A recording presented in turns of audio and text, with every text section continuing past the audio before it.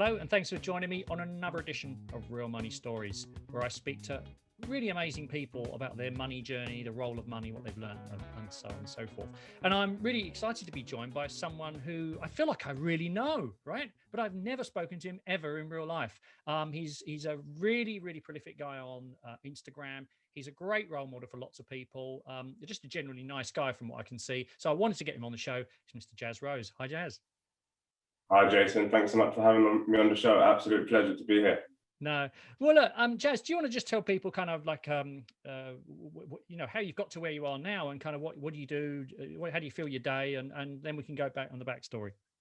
Yeah, super. Yeah, so I started my first business when I was 17, educating, developing creative education curriculums throughout primary schools in the UK. I managed to take that business from £30 a week to £3 million a year over a 10-year period. And now what I do is I really challenge and support people to empower other people to become financially free and to become the best version of themselves. God, that sounds amazing. I mean, that's from 30 quid a week to 3 million, and you're making a big difference to people. That's great. So let's just go back to little Jazz. I mean, how did it all start? Tell us about your upbringing. Yeah, so I grew up with my mum, my brothers, sisters, etc. And one of the things for us is we grew up in Harlesden, which is kind of like a challenging area, a challenging environment.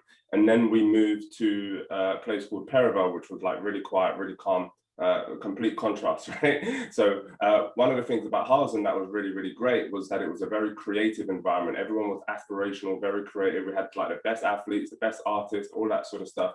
So I developed a lot of my creativity there. And the great thing about Perivale was that it was really quiet, very academic. So everyone there tended to be much more academic and so on and so forth, and very prestigious in that realm. So as I grew older into my teenage years, one of the things for me that I slowly started to learn, what I was able to bridge the gap between the creativity and the academic side of life. And that's one of the things that really helped me to propel in everything that I've done in my career, in my life, is really being able to bridge the gap between the artistic side and the academic side of life. Interesting. So is it fair to say, I mean, what was the sort of the role of money in your life? Was money plentiful, or was it hard to come by as you were growing up? Yeah, definitely not plentiful. I definitely wouldn't describe it as plentiful. I think we grew up like many other people. You know, we had enough to get by, but never enough to thrive. We had enough to feed ourselves, to have a roof over our heads and stuff like that, but never really enough to create perhaps the abundant level of abundance that perhaps I have now, or that perhaps we would have had desired. So one of the things about my family and my mum was like really, really intentional about money. And that was one of the things that served me really well, because we didn't necessarily grow up with much, although we had enough to support ourselves. She knew how to manage money really well, quite inherently within her soul. You know, she knew how to make sure that she was able to put food on the table and make ends meet by doing lots of different, bringing in lots of different sources of income. You know, multiple streams of income before anyone knew that was. She was ahead of her time, yeah. Ahead of her time, you know. But it was just making sure that we had enough to support the family and all that sort of stuff. So I took on a lot of those ideologies and a lot of those hacks that my mum sort of inherently had, and used that to obviously support my development and the way that I've transcended in life as well.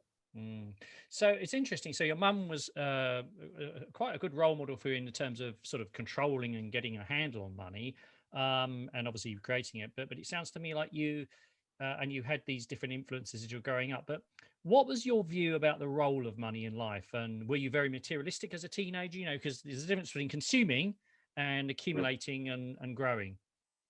Yeah, I wasn't materialistic. I wanted to always have a positive appearance and things like that, but I wasn't excessive with it. I think that's the term that I would use. And one of the things that I had to break down as I got older into my late 20s was that growing up, I had always believed subconsciously that in order to have money, that means that you can't have time. And if you have a lot of time, that means that you don't have a lot of money, right? So I had to really break that down and collapse that, because even subconsciously, as I was growing my business, I was like, okay, cool, well, I'm making more money, so that means I need to spend more time. And I really had to get rid of that negative psychology in order to really grow and expand what I was doing. I think that was really, really important for me. That's a fascinating insight. I'd like to just explore that a bit more, this role of money and time. And of course, as people earn more money, they feel that their time is more valuable, and then they don't want to take leisure time off or do volunteering, even though those two things are very important for your soul and your well-being. And therefore, then they want more money, and then they have less time, and then they wonder what it's all about. And we've had people on the pod before doing the big investment banking jobs or the big running big businesses and finding that they've got no time. So you put a tweet, no, you put something on Instagram. You said, I used to have a Rolex some years ago, but it never gave me any time. Tell me a bit more about that. Yeah, sure. It was one of those phases in my life where I really had to start to get to grips with what do I really want. And I often say to people that money is the servant. Money is the servant of the soul, the currency of love, the conduit of your commitment. So I had to ask myself the question, like, what am I committed to? And once I started to learn about these these terms that are much more common nowadays, like financial independence, financial freedom, and so on, and I was like, well, I'm spending all of my time here, in this kind of rat race lifestyle, never coming off this treadmill, even though I might not be physically working, I'm mentally working all the time, right? So I was like, once I started to learn about financial freedom, I was like, okay, so I've got this cool Rolex on my wrist, and I actually want to invest in this house so that I can give more financial freedom to myself, so I can buy more time, essentially. So instead of, trying to save, I was like, well, I've got this Rolex on my wrist. And I remember I was with the estate agent, and she was like, well, I've got to go to my next appointment. Time is valuable. And I looked at my wrist and I was like, oh, actually, I can buy this house right now.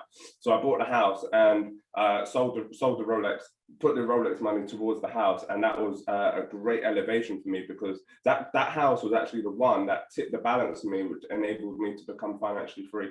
Now pays me £900 a month. So now I'm like to people, look, I can buy several Rolexes if I wanted to, but if I didn't make that decision, I would have stayed in the same place.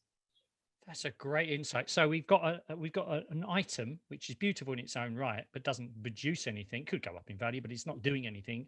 You've just moved that, turn that into cash, put that into a productive asset. That's unlocked the ability for you to put a down payment, perhaps have a bit of borrowing, and the rest is history. So that's a great idea. That whole idea of time, money can buy time. You don't have to keep being busier and shuffling things around to free you up. So tell me, I think a lot of people as well, just to add to that point, I think a lot of people have hidden assets of where they're at, and they use the common narrative of, I don't have the money.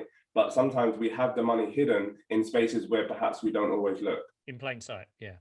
Yeah. So, that's a classic one. I don't know of anyone who couldn't go around the house and drum up 3 or 4 grand from selling off gear, probably more, right? Even if you were on your downers. I mean, everyone has got 3 or 4 grand's worth of gear that they could turn into cash, haven't they? Yeah. Absolutely. Interesting. So, Jazz, tell me, how did you manage the transition from education to the world of work or the world of business? Because that can be tricky for some people. They come out of uni completely over the top, they lose their will to live, or they go straight from school to work and they just end up blowing all the money on partying. How did you manage that transition?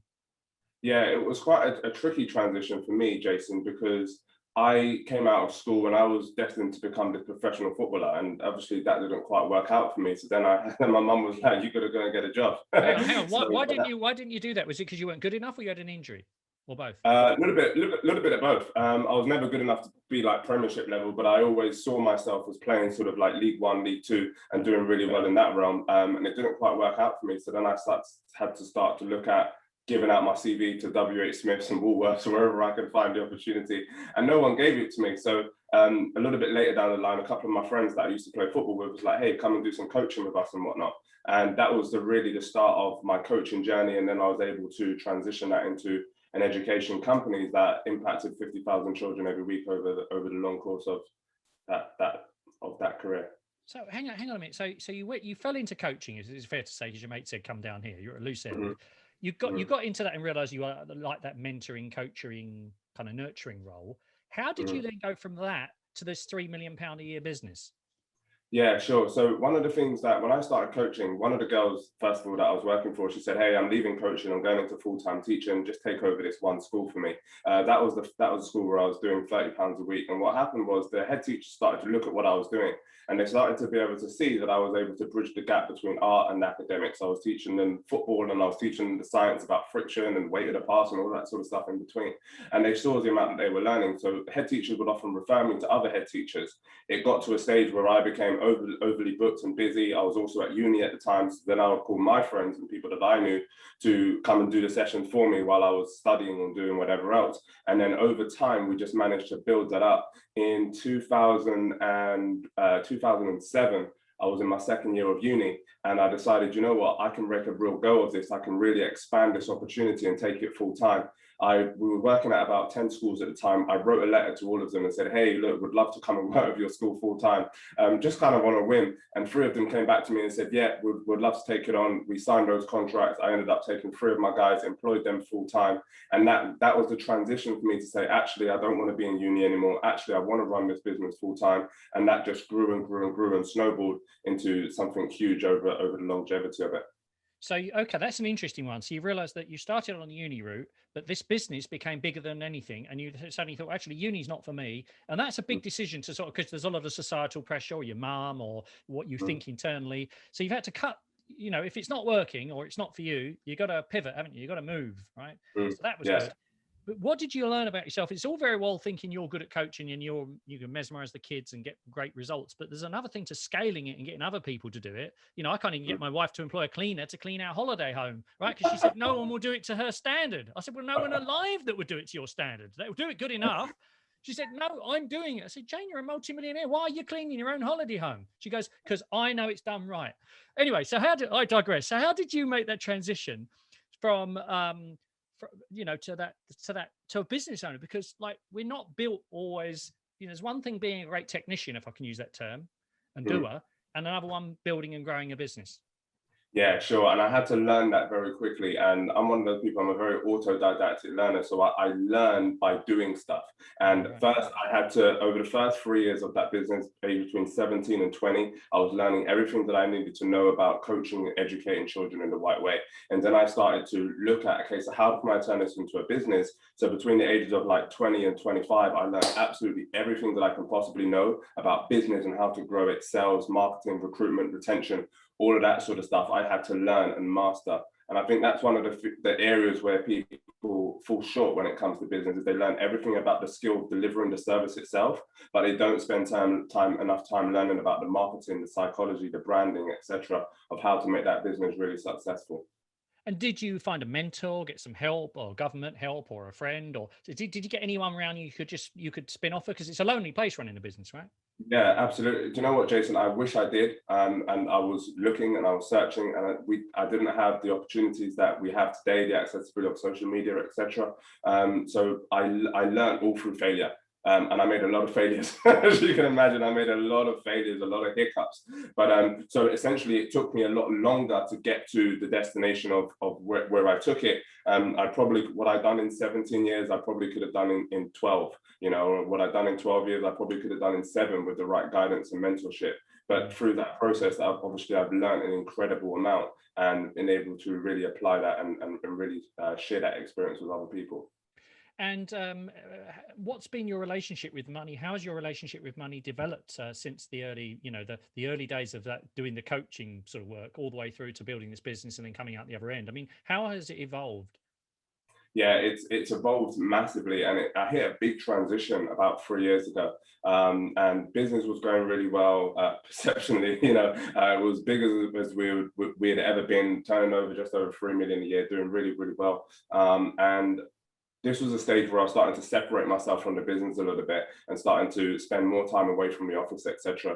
Until one day I got a call from my CFO at about 2:30 on a Tuesday afternoon. She says, "Hey Jazz, I need you to come into the office." I said, "I'm really sorry, like I'm out, I'm doing stuff, I'm busy, whatever." And she was like, no, it's really important. I said, "Just tell me what it is." She said, "I'm going to tell you 4 words that you never want to hear." I said, "What are they?" She said, "We can't make payroll." And I was like, "What do you mean we can't make payroll? We've made payroll every single year consecutively, no problem, no hesitation for the last 14, 15 years. Anyway, my immediate reaction was to blame everybody, blame the managing director, blame the CFO, blame the, and then it's like, and then in the end, gone through the stress and everything like that, we ended up making sure that we were able to make payroll, we made the adjustments, and then it was through that process that I had to start to look at every single area of the business and look at where we were losing money.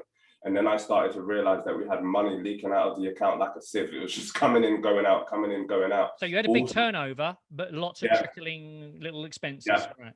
Yeah, lots. You know, we had phone bills from staff that we no longer we had no longer been using these staff for 5 years, but we're still paying their phone bill. You know, the phone is just sitting there. Well, that is an employee benefit. Yeah, I'm going to come work for that.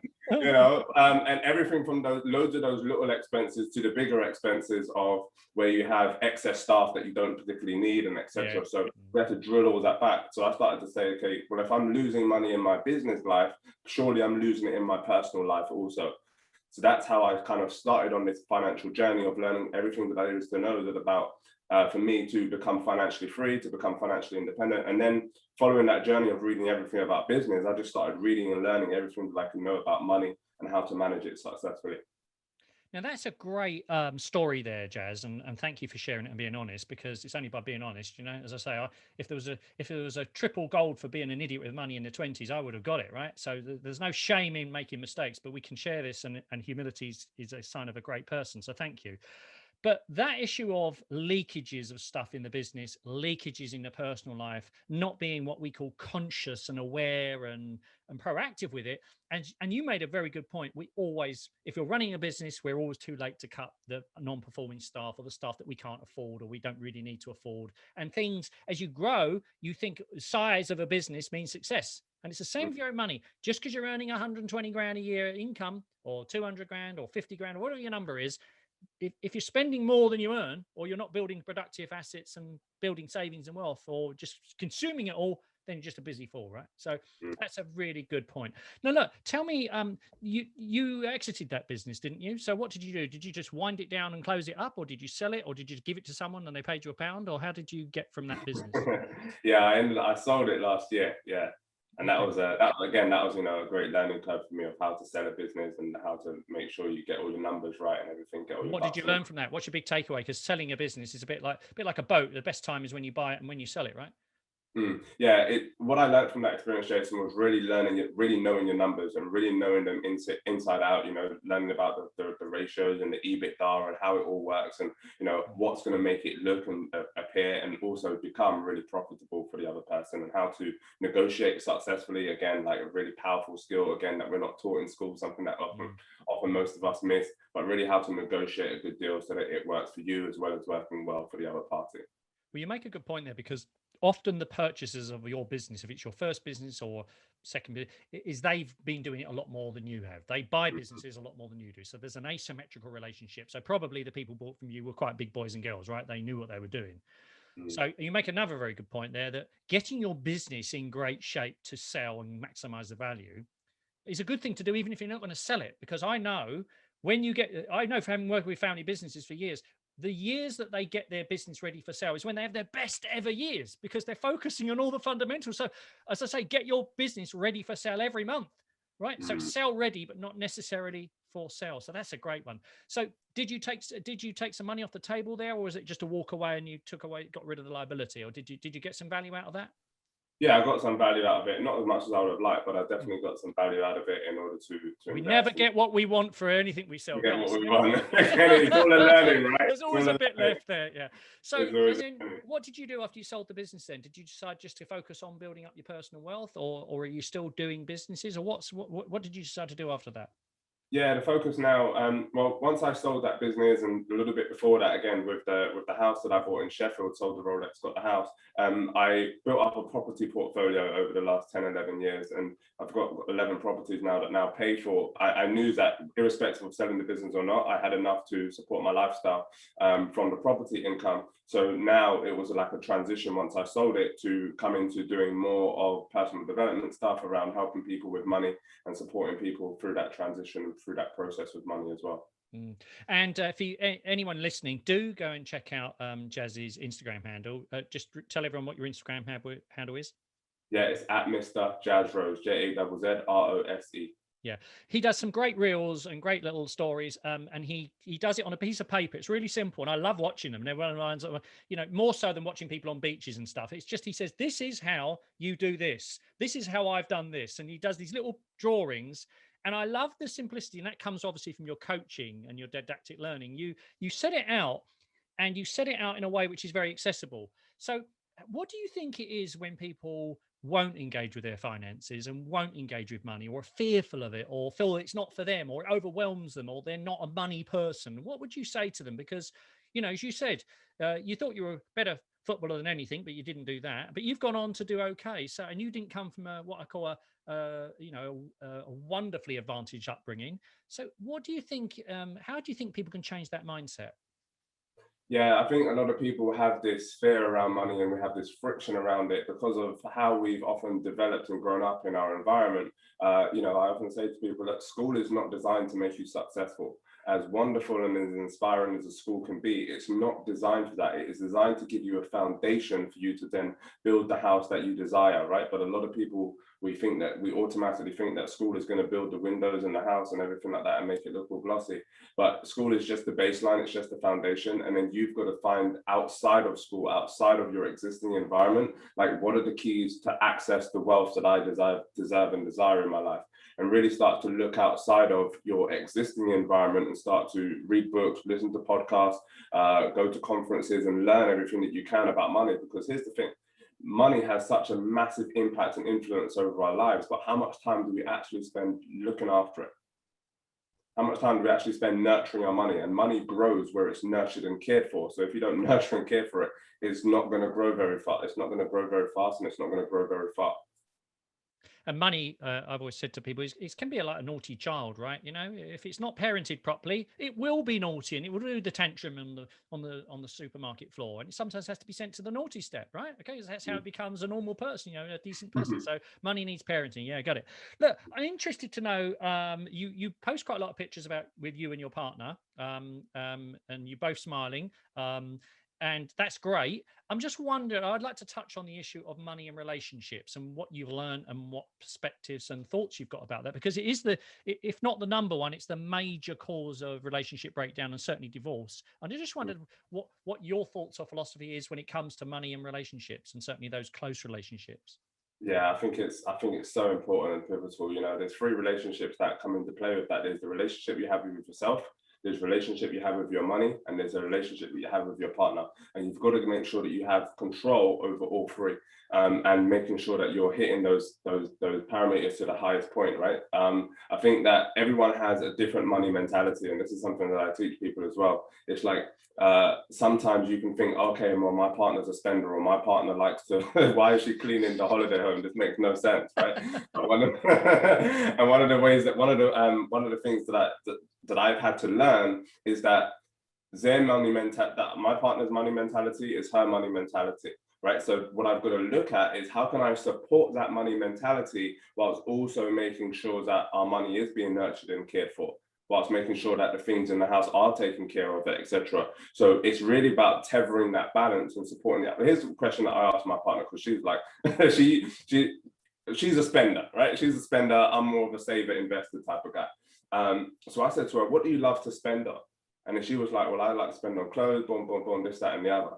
I said, okay, good. So here's what we're going to do. I'm going to save and invest. I'm going to focus on that. And how about you do all the spending for my clothes? She was like, yeah, I'd love that. Right. So now we've hit both parameters. So now she gets, her fix, if you like, from buying stuff for two for the price of one. Right, exactly. So rather than going, why are you spending all that money, blah, blah, blah, blah, blah, blah. So that's why you're such a snappy dresser. It's nothing to do with you. It's to do with you. There you go. It's all, now it's an advantage to me, and it's an advantage to her. Everybody wins. Yeah, Jazz, let me let you into a secret. I haven't bought any clothes for 22 years. My good lady, she does all my buying, and anything that she doesn't buy, and I need a tailored suit or a jacket, that's done by a tailor, a handmade tailor. So you're absolutely right. You know, I'm with you on this. As I say, horses for courses. So interesting. But how do you resolve? How do you get on the same page with your partner when it comes to money? Because that seems to be the problem. Whether it's running a budget, whether it's building wealth, whether it's making decisions about priorities. What would be your best insights that you would share with people? How do you get on the same page? Yeah, fantastic question. We have a money tracker day. So we have a money tracker day where we go through our money trackers every single month on the last Sunday of every month. And there's three questions that I typically ask, and actually typically ask me, is what did you really love to spend on this month? Like, what was really valuable to me? What was your best spend? What did you get the most joy, pleasure, and fulfillment out of? And then what did you not enjoy spending on? What was the least fulfilling thing that you spent on? And then that creates a consciousness, it creates a conversation about, I didn't really enjoy that spending because they, and then it starts to eliminate the things that you don't enjoy. It starts to eliminate the things that you're spending on over time that don't add value to your life. And then the third question is, what do you want to spend on next month? Right. So then we start to make a plan of all of the things that we want to spend on. And then it's like, is all of those expenses in alignment with our goals? Is it in alignment with your goals? Is that what you really want? And again, it's non-judgmental conversation. I think this is really important, Jason. It's not about, why are you going to do that? There's no argument. But then you're defensive, right? Straight away, if you start saying that, you're, oh. Right, exactly. Yeah, it's all question oriented and questioning without judgment. Like, is that really important to you? Tell me why that's valuable. And then, you know, you allow the other person to make the decision. And sometimes they'll say, well, yeah, I think I really want to get this, that, and the other. And they're like, all right, cool, great. And then 2 or 3 days later, they're like, nah, I don't really want it. You know, and it's just through those questions that you've asked. And again, it works both ways. So it's a reciprocal conversation that's really powerful. Now, it's an interesting paradox. As I've become wealthier and had more choices in my life, I spend less now on consumption than I did in my 20s. Obviously, I was a train wreck then, you know, parties, hiring nightclubs, God knows how many holidays, flash cars, you name it, God knows. But the funny thing is, as I got more money, it's not that I'm a miser. I just don't, I mean, much more in tune with what's important to me. And for me, not having to be doing anything or jump into anyone else's tune is actually, for me, I think I'm a rock star, right? But I don't have a lot of possessions. How do you think people can go from being a consumer to being an accumulator, but also not for it to not for the accumulation of wealth to become like the Bible says, it's not money is the root of all evil. The love of money is the root of all evil. In other words, the obsession with it. So in other words, that you don't become so obsessed with accumulating money that you forget to live a life. So there's a happy medium. In other words, the question I think I'm trying to ask you is, how do you get that happy medium between striving to build it and get ahead and not, you know, build reserves and get ahead and then start enjoying it? Because there are a lot of people out there who have built some wealth and they don't know when to start turning the tap back on, right? Yeah. Yeah, great question. I think it's all about, you know, one simple word that changed everything for me, and that's proportionality. Understanding what proportion of your wealth, what percentage, what proportion of your income goes on fun, what percent. And I did a video the other day, I don't know if you saw it, Jason. I just said, look, you know, stop stressing out about money. Make sure you have a fun account. You know, I was one of them people that was always investing and, you know, invest every penny that I had, or save every penny that I had. But actually I had to take a drawback and say, actually, I want to have this amount of money going into my fun account every single month. And I don't use that account every single month. But when I do, I go, oh, there's $3,000 in there. I can do what I like. You can do those sorts of things. Yeah, absolutely. Yeah. Let's take Jason out. Yeah, I got it for a nice meal and a drink. Yeah, I got it. Yeah. So anyway, the point there is, in the smart spending system that I devised to help me go from an idiot in the 20s to getting ahead. We have a called the fun account, right? So every month we consciously put that money aside at the beginning of the month, and we spend down to zero. And once it's empty, well, we could technically go to the reserves, but that's like hitting that fire alarm, right? You know, we're not going to do it just. Well, perhaps you did at school for a laugh, but you wouldn't do it normally, break the fire alarm or get the fire extinguisher out. You do it because there's a fire or there's a problem. So that's a good one. Yeah, giving yourself permission. What do you think, if you think, you know, thinking now that you do a lot of work with young people, and anyone who's listening here who's wanting to teach their children about money, what's your thoughts, ideas, insights, and what you've learned there that you think is relevant, so that young people can learn the right money habits or behaviors and priorities? Yeah, I think it's about really having an open conversation and communication with children about money, and understand, so that they understand what it is, how it impacts decision making, how to use it. Like, what are you saving? What are you investing? Like, I go through, my oldest boy is 7, and well, I have 6. So I have a 6-year-old and a 4-year-old, and with my 6-year-old, I say to him, okay, this is your investment account, right? This is how much is in there. So he has an immediate level of consciousness about what's going on with his money and what it is that we're doing. So now when he becomes 15, 16, investing is not going to be a term that he's never heard of before. So it's about having those conversations and about looking at, you know, how do you spend your time in proportion with your money? Because that's really, really important also. Now, that's a really good point about teaching, getting the terminology out there and having a conversation that doesn't feel stilted. And there's a great, I would add to that. I was talking to someone the other day about my daughter, Daisy. She's 22. She has some savings and capital and investments and stuff. And, you know, she's going to go off and do a kind of first proper paid job beyond working for me. And someone said, oh, yeah, well, if she's got some savings investment, she can draw down that and pay her rent and live in wherever it is, Manchester. I said, well, hang on. We don't spend capital. Why would we use capital to meet lifestyle costs? No, she's got to get a job that's enough to pay the rent, right? She doesn't touch capital. That is sacrosanct. She goes, well, but isn't it her money? I said, yes, it's her money and it's capital. And she knows it's capital. She'd no more spend that money than cut her finger off. And it's that. It's as you say, it's not that there's a big look, if she wants to go and blow it all, that's up to her. But she knows, she's learned those rules of kind of how do we do this? This is so precious that we built this up. Once this is, you nurture this is a plant. You get the seeds out of it. You don't just cut it out and put it in a vase and that's finished. And it's that methodology, that thinking about how we approach our money, and how we think and feel about capital versus income. I think that's an interesting one. Yeah. So you got your 6 and your 4-year-old. What do you think they see, or what do you think their views are going to be of you as they grow up? Because you are obviously you've had a level of financial success. How are you going to keep them grounded and keep them have that hunger? Let me put it another way. The problem when we start coming from nothing and we start building wealth is we don't want them to have the same struggles we had. And actually the struggles, like a butterfly coming, a caterpillar, the butterfly needs to have that pushing itself out the cocoon to get the wings going. How do you keep them hungry and humble and grounded when they're growing up with relative affluence, which, let's face it, they are? Yeah, I'll start by saying it's never easy. It's never easy. We were at my mate's house the other day. My 4-year-old daughter turned around to me and she said, Dad, we need a swimming pool like Uncle Mike's. When are we going to get a swimming pool like Uncle Mike's?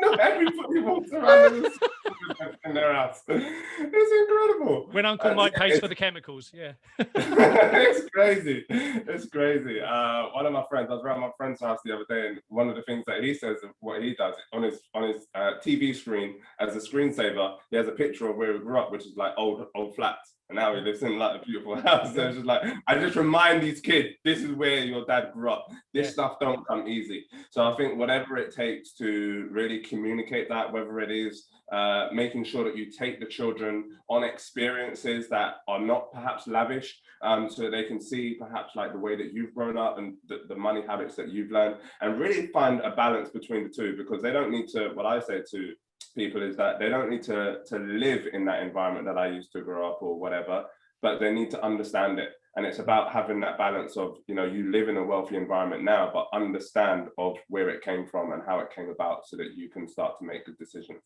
I think what you're really saying here is that developing empathy in your young people in your life and caring for other people, the environment, is probably the key bit, isn't it? That's really what we're talking about there. Empathy for other people beyond you. Your life is not just like this. But you did a lovely one the other day on Instagram when you were talking about, what is this about detached houses? When I was young, we didn't know that we knew they existed, but we never thought detached houses were for people like us. Do you want to just share that insight? I loved it. Just that little story of that, what you meant. Gone. Yeah, I love that. I never knew what a detached house was until I was about 26, 27. And I didn't step in one. I didn't. Like, what's a detached house? I don't know. Like, I can take a guess, but I don't know what it is, And we used to go to this place in Uxbridge. Me and my ex-partner used to go to a place in Uxbridge, and it was like a row of beautiful houses, just like an end road of about 60, 70 detached houses. And that was it. And that was the only sort of experience that I had of detached houses, because you just didn't go around the neighborhood looking at detached houses. You had to go to this special road. And I when I was about 27, that started to plant a seed in my consciousness of, hey, this detached house idea is possible. And again, it's looking at hidden assets, hidden things that you don't know are there. So when I moved to my detached house, it wasn't necessarily that I had hundreds of thousands of pounds in the bank ready to buy this detached house. No, but what I didn't know was that I had hidden assets in my existing home that I was able to use, rent out that property as a HMO, use that as higher leverage to afford a higher costing home and able to move. So actually, sometimes it doesn't cost money, but it really costs how you think about money and how you start to move money. And I was saying to people, look, like, make this a normality, right? You know, let's move away from this I can only get a 1-bed flat, or I can only get a share to buy scheme. There's other options out there, and sometimes you have to move location. Sometimes but start to normalize the things that you want to accumulate in your life, because then they'll become much more natural to you. I love it. I love it. That visualize it, believe it. You're worthy of it. It will come to you. Money. There's plenty of money, as you say, but there's not so much time, unless, as you say, unless you've got that Rolex. So that's great. Look, Jazz, what do you want to leave everyone with before we close up today? Any sort of words of wisdom when it comes to, you know, the whole issue of the relationship with money? Yeah, I would just say, you know, manage your money, or your money will manage you. You know, make sure that you pay attention to your money, or your money's going to pay attention to somebody else who's going to look after and nurture and care for her. So make sure that you look after your money so that your money can look after you. And I think that reminds me of that old saying, when should you kiss your wife or husband? And the answer is before someone else does.